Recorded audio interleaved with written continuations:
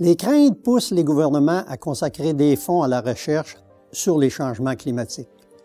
Toutefois, peu de temps et d'efforts sont consacrés à une menace potentiellement plus grande pour la vie sur Terre, le plastique dans nos océans. Selon un récent rapport du gouvernement britannique, la quantité de plastique flottant dans nos océans pourrait tripler au cours des 10 prochaines années.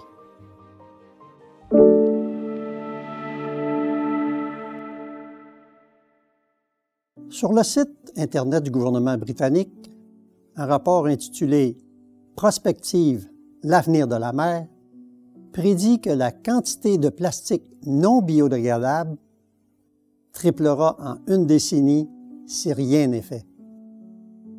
Les dommages que cela causera à la vie marine sont potentiellement catastrophiques. Le rapport indique qu'environ 70% des déchets dans la mer sont des déchets plastiques qui non seulement s'accumulent sur les plages et les bords de mer, mais qui obstruent également le système digestif des oiseaux et des poissons. Dans le monde entier, nous produisons plus de 300 millions de tonnes de plastique par année. Plutôt que de se décomposer, le plastique se désagrège en morceaux de plus en plus petits. La zone la plus préoccupante est l'océan Pacifique, où la concentration de plastique est à son niveau le plus élevé. On évalue que la grande plaque de déchets du Pacifique, située entre la Californie et Hawaï, surnommée le 7e continent, représente environ 80 000 tonnes de plastique. Contrairement au rapport sur les changements climatiques et aux prévisions des modèles informatiques, qui sont à la fois difficiles à quantifier et sujets à l'erreur, la menace que représente le plastique non biodégradable pour nos océans est mesurable et ses effets peuvent être constatés de visu.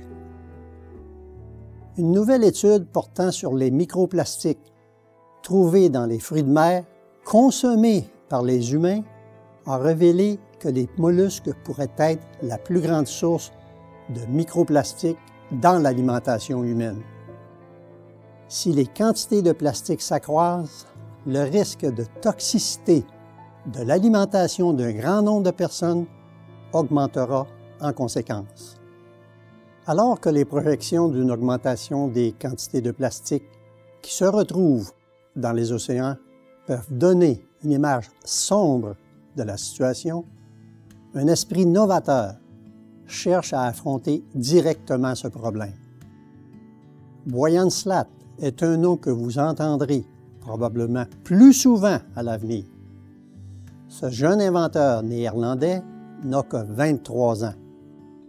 Pourtant, à l'âge de 16 ans, il s'est rendu compte de l'effet colossal que le plastique avait sur l'océan. En 2013, il a fondé une organisation à but non lucratif appelée Ocean Cleanup. Slat et son équipe ont obtenu plus de 31 millions de dollars en financement. Au cours des 2 dernières années, ils ont effectué des essais en mer du Nord et dans l'océan Pacifique. Ils ont conçu une longue barrière flottante qui avance et assemble les débris grâce au courant maritime afin d'éliminer les plastiques de l'océan. Ce qui est tout aussi impressionnant, c'est qu'en vendant le plastique, il prédit que son organisation à but non lucratif s'autofinancera et éliminera 50% de la grande plaque de déchets du Pacifique en seulement 5 ans. Après le lancement initial du système de nettoyage, l'objectif est de le déployer à grande échelle dans tout le Pacifique. Que peut-on retenir de tout cela? Quelles leçons pouvons-nous tirer du désordre que l'humanité génère versus l'esprit créatif et ingénieux que nous possédons? Nous sommes à la fois capables d'atteindre un potentiel étonnant et du même souffle de causer une dévastation totale. L'un des points de vue que nous avons mis en ligne s'intitulait « Êtes-vous quelqu'un de bien ?» Dans cette capsule vidéo, nous vous encourageons à considérer vos actions et vos valeurs.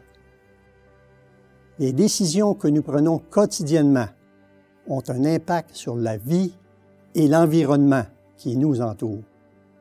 Quelle importance y accorderez-vous aujourd'hui?